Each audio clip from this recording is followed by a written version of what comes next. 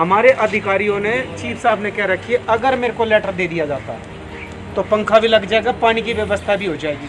अगर हमारे छोटे अधिकारी उसको ना लिख के दे तो वो किसकी गलती है? अधिकारी की गलती है। सबसे बड़ी अधिकारी की गलती है कि वो लिख के नहीं देते। चीफ साहब ने ऑर्डर करवा रखे कि मुझे लिख के दो, मैं ना कराऊं तो तब कहने का अधिकार है। हम किसी और को कहने से पहले ये सोचे ना। चीफ साहब से तो हमें शिकायत है ही नहीं, वो तो खड़े हैं हमारे पास, लेकिन कमी है इस अधिकारी की। देखिए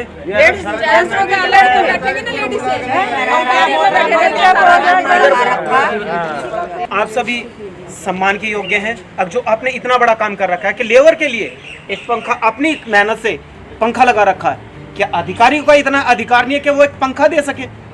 क्या अधिकारियों का हमारे पे काम कराने का अधिकार है? उन्हें काम कराने का अधिकार है, हमें हमारा शोषण करने का अधिकार है।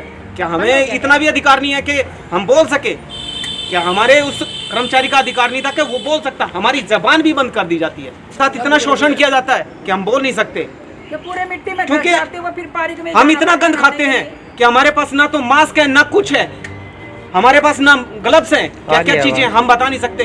हमारे नीचे के जो ऑफिस, देखिए मैं आपको नहीं बता सकता, नीचे के ऑफिसर हमारे साथ कोऑपरेटेबल है, ऊपर के जो ऑफिसर है वो कोऑपरेटेबल नहीं है, कोई भी नहीं है हमारे साथ, क्योंकि ऊपर के अधिकारी जब तक कोऑपरेटेबल नहीं होंगे तो नीचे के अधिकारी कुछ भी नहीं कर सकते। ये बात मेरी है। मैं राजेंद्र कुमार।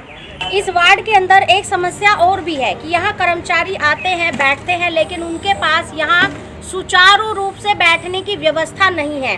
वहीं एक ही कमरा, उसी में जेंट्स और उसी में लेडीज। आपको पता है कि सफाई कर्मचारी भले ही हैं ये लेडीज, लेकिन इनके अंदर इनके संस्कार, इनके मान सम्मान इतने हैं आज भी कि ये अपने बड़ों से पल्ला करती हैं, घूंघट करती हैं। तो ये किस तरीके से उन लोगों के साथ बैठकर खाना खा सकती हैं और किस तरीके से उनके साथ बैठकर वक्त बिता सकती हैं। इसीलिए इनको कमरे की व्यवस्था होनी बेहद ज़रूरी है। इनको एक वॉशरूम होना बहुत ज़रूरी है जहां ये वॉशरूम जा सके, फ्रेश हो सके, क्योंकि अगर ये सड़क पर कहीं काम कर रही होती है और किसी से अगर ये कह दे कि क्या हम आपका बाथरूम यूज़ कर सकते हैं, तो उन लोगों का पहले ही मुंह बन जाता है कि एक सफाई कर्मचारी हमारे घर में घुसकर हमारा बाथरूम कैसे यूज कर सकता है।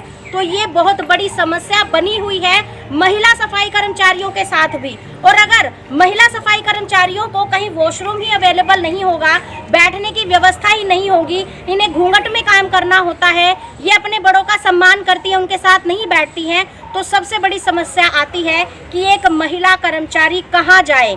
किस तरीके से आप अपना दिन बिताती हैं? बड़ी परेशानी से पार्क में बैठ के बैठा भी नहीं जाता, इतनी गर्मी। 11 बजे तक कैसे हम काम करते हैं, इधर पार्क में भी लगा देते हैं और हमारे पे ना रेड़ा ना झाड़ू, हमारे टूटे फूटे रेड़े से अपने खुद के पैसे लगा के रेड़ा ठीक करवाते हैं, फिर टूट जाता, झाड़ू अपने खुद के पैसे भी लाते हैं, खुद अपने पैसे की झाड़ू चलाते हैं। हमारे ना रेड़ा ना झाड़ू, हम इतने परेशान है कि कुछ हम आपको बता नहीं सकते। हमेशा घूंघट में आपको नजर आएंगी। किस तरीके से आप ऐसे काम कर पाते हो? परेशानियां कितनी आती हैं? कोई आता है तो मैडम करना पड़ता है, पल्ला वैसे अफसर हमारे रोडों पे लेडीजों को नहीं लगाते, ये बहुत अच्छी बात है, पर घूंघट तो करना ही पड़ता है, कमरे में बैठ नहीं सकते उनके साथ। जी, कमरा आपको अलग चाहिए ही चाहिए। हाँ जी। और बाथरूम की क्या? बाथरूम भी तो होना चाहिए ना। बहुत ज्यादा परेशान, सबसे ज्यादा। अगर किसी महिला की तबीयत खराब हो जाए तो फिर हम कहाँ जाएंगे? पड़ेगी या पार्क में पड़ेगी, कहीं भी बैठने के हमारे पास देवर लग रहा, कैसे उनके साथ सोएगी? लेडीज अपना बोलती है, आदमी जेंट्स तो कहीं भी कर ले, लेडीज कहाँ करेंगे? लेडीज कहाँ जाएंगे? आप बताओ कितने परेशान होते हैं, बहुत ज्यादा। एक ये है कि भाई अफसर लोग हमारे को रोडों पर नहीं लगवाते, अंदर लगवाते हैं, पर हमें रोटी खाने के लिए जगह, लेटरिन बाथरूम तो चाहिए। कईयों का पेट खराब हो जाती है, औरतें इतनी, उनकी गर्मी इतनी हो जाती है। चलिए आपको दिखा भी देती हूँ कि किस तरीके से इन्होंने अपने लिए पंखे की या कूलर की व्यवस्था खुद की हुई है, अपने खुद के पैसे। ये पर ना तो कोई सफेदी ना कोई पलस्तर, बस एक टेम्परेरी सा एक कमरा बनाकर दे दिया गया है। ये डिस्पेंसरी ये भी कुछ दिनों बाद जी खत्ता था, ये डिस्पेंसरी बन जाएगी। हमारा कोई बनने के लिए अलाउड किया गया है। हमारे खत्ता भी नहीं है, कमरा ना जेंट्सों के लिए आपका बैठने भी का? कमरा है नहीं, ना जेंट्सों का है अच्छा। ना हमारा किसी का भी नहीं है। यूँ कहना भी जेंट्सों के लिए भी नहीं है कुछ भी। मतलब कि यहाँ परेशानियाँ 4 गुना ज्यादा है।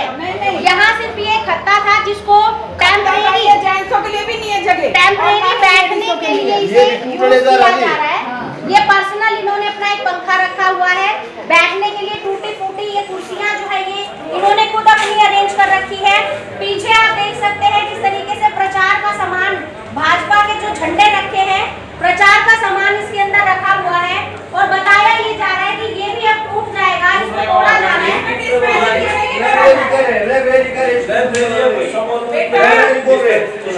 हो चुकी है, ये कह रहे हैं कि यहाँ लाइब्रेरी बनेगी और कर्मचारियों का जो सामान है, रिक्शा, रेडी रिक्शा, कहीं भी रोड पे खड़ी करो, हमें कोई मतलब नहीं है। मतलब कि इमरजेंसी में अगर कर्मचारी इस कमरे को यूज कर रहे हैं तो इनसे अब वो भी छीनने जा रहा है। यहाँ पर लाइब्रेरी बनाने जा रहे हैं और इन कर्मचारियों को उठाकर फिर से सड़क के ऊपर छोड़ दिया जाएगा। ये कहाँ बैठेंगे, कहाँ खाना खाएंगे, किस तरीके से काम करेंगे?